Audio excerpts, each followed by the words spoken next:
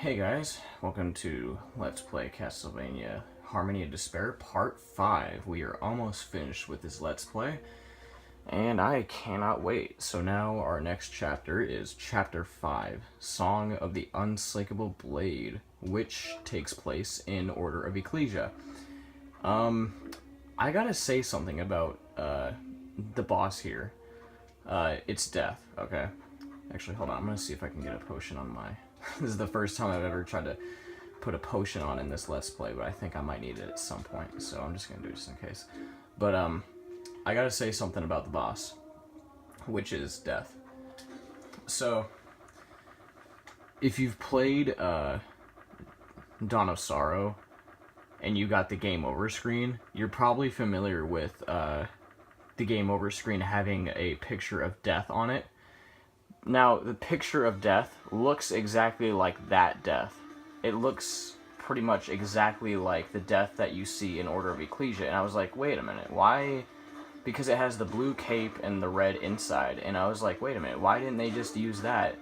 And the death in Dawn of Sorrow doesn't even look anywhere near that. And I was like, well, what's that about? Did they just decide to take inspiration from Dawn of Sorrow and just be like, okay, we're gonna craft death after the game over screen? Because that is kind of weird, like having a picture of death at the game over screen look nothing like the actual death that you fight in Dawn of Sorrow, and that kind of bugged me. It's weird. It's weird. Oh, and I like this music, by the way. The version of Ebony Wings that they put here is really good. I like this one. I mean, there's a lot of songs I like in this game. Oh, I didn't even know there was a piece of food here. A mango mouse cake. Okay, you'll notice that Death will come down here a lot. He'll just, like, interrupt you, and he won't hurt you if you touch him, but he'll just shoot his...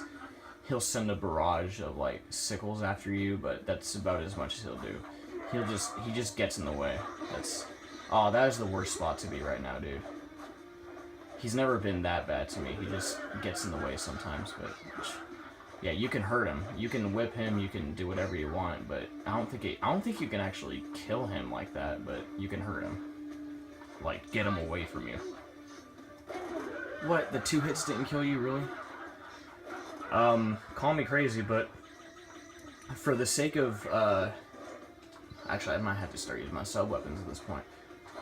I think for the last chapter, I think I might have to switch characters, because I don't think Julius is strong enough for Dracula, or that stage, as a matter of fact. I don't think he's strong enough.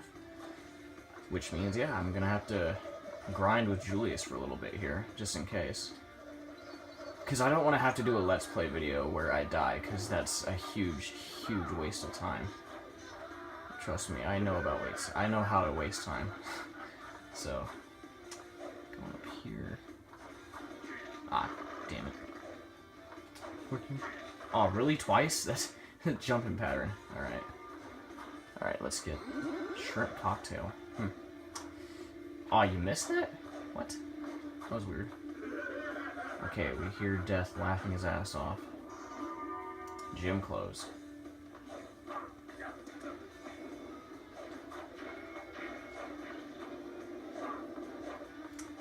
Speaking of Order of Ecclesia, I gotta say something. So, if anybody knows about Castlevania Legends, it was a Game Boy game, and it had a female protagonist, okay? But that's not the problem. The problem with IGA, at least, it was a female Belmont. Apparently, that didn't sit well with him, and the idea of having a female Belmont, or a female protagonist at that time, just seemed ridiculous to him. However, here comes Order of Ecclesia, and we have a female protagonist. Now, he said he revoked Castlevania Legends from the storyline completely, because... And, you know, I kind of agree. I do kind of agree, because... I don't understand where the female Belmont would come in. I don't understand where she would come in from and when, or just how it fits anywhere. So I understand, but to say that a female protagonist doesn't fit is stupid when you're gonna put a female protagonist in your game later on in the DS. So it can't be about having a female protagonist as much as it is just screwing up your storyline. Which, that's all you had to say. All you had to say was, hey, I just wanted to clean up the storyline a little bit, that way it wasn't confusing, because yeah, it is kind of confusing having Sonia Belmont in that time period when Christopher Belmont was around, when Trevor Belmont was around. It doesn't make any sense. So, yeah, I understand, but just don't say that it's because of a female protagonist, only to put a female protagonist in your game literally years later. It's just weird to me. It's weird. Gotta level these axes. Okay, move. But yeah, after this, I'm gonna do Lament of Innocence, and be good. So after, come on. Yeah, you can slip your way past that. Put your head with a knife.